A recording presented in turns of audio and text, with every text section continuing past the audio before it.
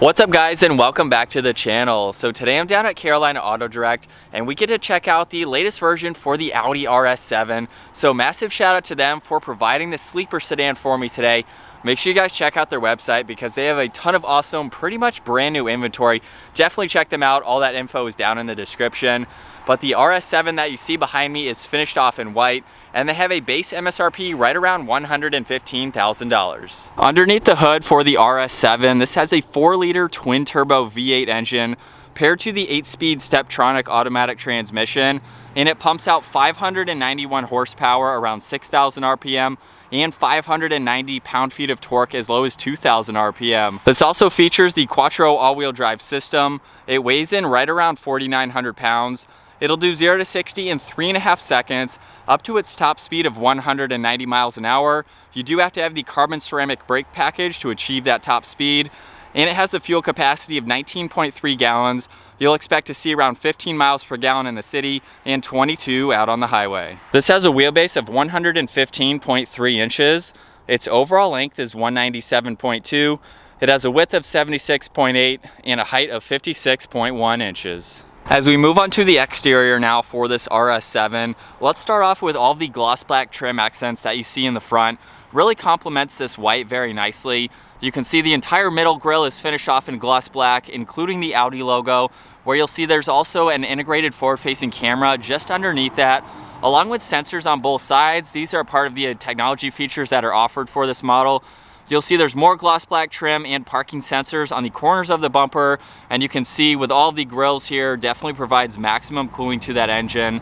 This also has LED headlights, DRLs, and turn signals. You'll see the DRL and the turn signal are in the same strip, and this has the sequential turn signals, which gives it a really nice touch. You can see all the contoured lines in the front end really give it a muscular appearance for this family sedan. You can see there's more grille openings in the very lower section there, along with another gloss black trim piece in the forward section there, just to give it a really nice look. And then we have a few lines running down the hood, more of a clean style for the hood and then more aggressive for the lower section there, with all of those contoured lines just to give it a really nice look. And as we work our way to the side now, this has the optional 22-inch wheels. You can see the multi-spoke design that they have, along with the red brake calipers just behind that. They measure 16.5 inches up front and 14.6 inches in the rear. Like I mentioned earlier, you can also opt for the carbon ceramic brake package if you'd like to. We have the gloss black side mirrors that feature the integrated turn signal along with a camera. And you can see we have the moonroof up top. You can see the front section is finished off in black. You can see more gloss black in the lower side skirt there, along with another line. There's also a line that goes from the headlights through the door handles all the way to the taillights. And we have that Sportback design that Audi calls it, so it just gives it a much cleaner look. And then last up for the rear, this does have the adaptive spoiler, so that will deploy at speed. You can see this nice trunk mounted spoiler finished off in black, along with the Audi badge. This does have a backup camera with all the parking sensors. This does have LED taillights as well that have that same sequential design as you saw up front. We have the LED connector bar running right through the power liftgate. This has more gloss black down in the lower section as well as the dual exhaust. You can even see the RS7 badge is finished off in gloss black. So it definitely has a really nice exterior design. But let's work our way to the back storage area now. You can double tap the button twice on the key fob or use the button up underneath the Audi logo. And with this Sportback-like design, that gives you a lot of practicality for this model. You can see there's a ton of space, even with the back seats up. We have some tie-down hooks so you can safely secure any items.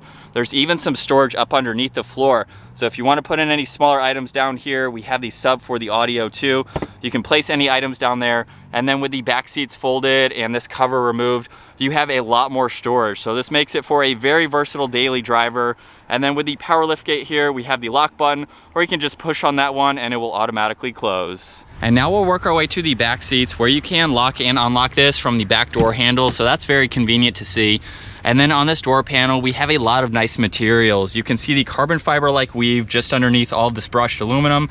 You'll see that on the release handle, along with this trim piece. We have suede on the insert, along with black leather and red stitching. You can see there's more brushed aluminum on the release handle. This has the Bang & Olufsen sound system and a little bit of storage down in the lower section. And then moving on to these seats, you can see the black Napa leather along with RS in the back there. You can see all of the red stitching just to give it a really cool look. And at 5'10", it's time to work my way into the back seats here. where you'll see there's a net behind the front seat just to give you a little bit more storage. I have plenty of room for my feet and my legs with the front seat set at my height, and I have a few inches above my head here. Definitely a very comfortable seat too. I like the lateral support that we have, just gives you a really nice grip. Right in the middle, you can open up this armrest here where you'll see there's a little bit of storage on the back side. We have the cup holders on the front section, and these back seats also have a 40-20-40 split. So you can fold down this middle seat if you have any longer items that you want to place through. And you can see from this angle here that there's a lot of storage space, making it very practical. Coming back to the headroom here, you'll notice with the Sportback design that it has from the exterior, it doesn't really hinder your headroom from the interior. So that's a great combo to see. Right in the middle, there are 2 air vents, and then we have this large digital screen where you can go through all of your climate controls along with your temperature. The heated seat controls are here as well. You can go to auto, shut it off. It's a really nice system to have. And then just underneath that, you can see the USBs and the 12 volt as well. So definitely a lot of room for your backseat passengers. I love the design of these seats. And then as we work our way to the front seats now, you'll see the door panels finished off just like the rear, of course. We have all the window controls along with the side mirror adjustments. These are power folding and heated too. You'll see RS7 down on the door sill as well as on the all-weather floor mats. And taking another look at these black seats, definitely a really nice design. The front seats do have the addition of being able to slide this piece forwards and backwards just to make you a little bit more comfortable, along with all the automatic controls. And now this has a very low door sill and a pretty large opening door, so it makes it easy to enter and exit. And looking at this steering wheel now, it's finished off in perforated leather with more red stitching, gives it a fantastic look. We have the RS badge down below along with some gloss black and trim pieces.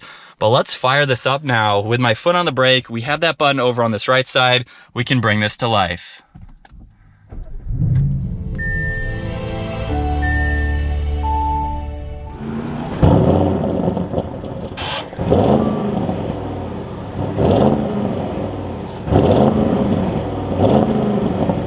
And you'll see on this virtual cockpit, we have a lot of information we can go through. Currently, you can see the navigation, so you can get a view of what that's like. Over on the left side is the engine temperature, on the right side is the fuel gauge, and you can also see right now the vehicle is currently in park along with being in dynamic mode, and you can see the tach right above that, along with miles per hour over on that right side. Now to go to a different view, all you have to do is push view over on this left side, or you can bring that navigation to a smaller area on the left side. We have the tach now front and center, along with power and torque over on that right side. If I switch back to the navigation here and use these arrows on the left side of the steering wheel, now you can look through all of the fuel information, so you have your long and short-term memory, along with your average MPG. You can also look at the date and the time, and the driver assistance as well. You can pull up the audio, look at your phone when that is paired, and we're back to the nav. Now, if I click on view again, you can still go through all of that information over on the left side. It's a little bit smaller though, so just depending on what you like to see.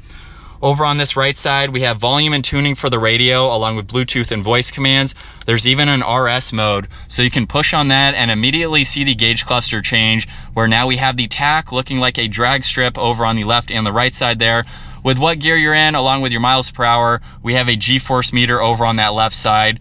And then you can still pull up all that other information that you'd like to. If I scroll down, now you can look at your TPMS. Just gives it a really cool graphics when you're driving this vehicle. This also has the steering wheel mounted paddle shifters, which are finished off in brushed aluminum. And then over on this left side, you can see there's a good amount of storage space down below if you'd like to place in any items there. You can see the headlight adjustments along with the front and rear fog light adjustments, more brush trim along with that carbon fiber weave. You can see leather covering the entire dash, and we have the heads-up display. So currently it's showing the tach as well as the engine temperature and miles per hour. And then right in the middle, you can see 2 air vents leading all the way to the passenger one. We have more of that trim just above the brushed aluminum. And then right in the middle, we have 2 screens. The upper screen here consists of a lot more information. You can see right now we have icons for radio and media. If I go into vehicle, you can go into the Drive Select, so that way you can go between auto, comfort, and dynamic. You can also look at various information from your RS monitor. So if we go into here, we can look at all of these vitals as needed. You can also look at your seats, your parking assistance. If I go back to home now, you can see we have phone, favorites. You can swipe over, look at all this information. And then the last one here is the split screen. So you can see nav, phone, and the music, which is great to see.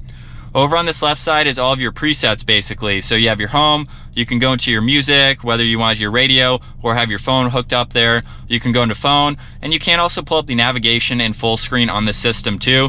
So it's really nice just depending on where you like to see it. And then down below, we have more of the climate controls and some other settings. We have the engine start stop feature.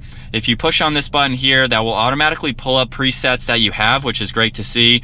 There's a garage door button. This is how you can deploy that rear spoiler if you want to flex and have that up. We also have this icon here for the heads-up display, so you can configure that. The last one will actually shut that upper screen off. So if you don't want to have it on, you can do that.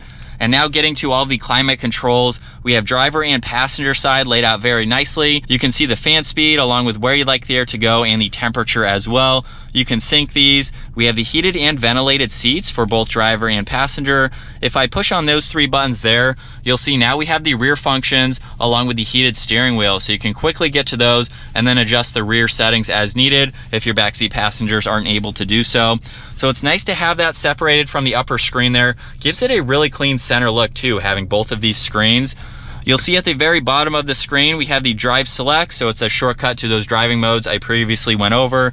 We have traction control along with the defrosters and the hazards right in the middle. You'll see the engine start stop button, of course. You can also turn on and off the parking sensors. And then by pushing on that button, that is for your driver assistance. So you can configure that just depending on how you'd like it to pop up. We do have power and volume for the radio as well. And then the brushed aluminum for the backing just gives it a great touch. Over on this right side, you can see the cup holders along with the 12 volt. And then looking at this leather wrap shifter, we have the release on the left side. If I push this all the way up for reverse, you will see the backup camera up here along with the guidelines. We have several views that we can go through, just depending on what you'd like to see and the visibility that you need. So you can see the front camera angles there along with the top-down view. Now we have those same ones for the rear, and you can even see where the front and rear axle is, which is great to see. You can also bring that up on this side here with the parking sensors if you want to look at some more information on that side. And then if I go back into reverse again, you can see we have the 3D view, so you can actually pinpoint different angles around this exterior, just depending on what you like to see. So we have that wall right there, and you can clearly see that over on that right side. And then there's also a few settings you can go through to configure that as needed.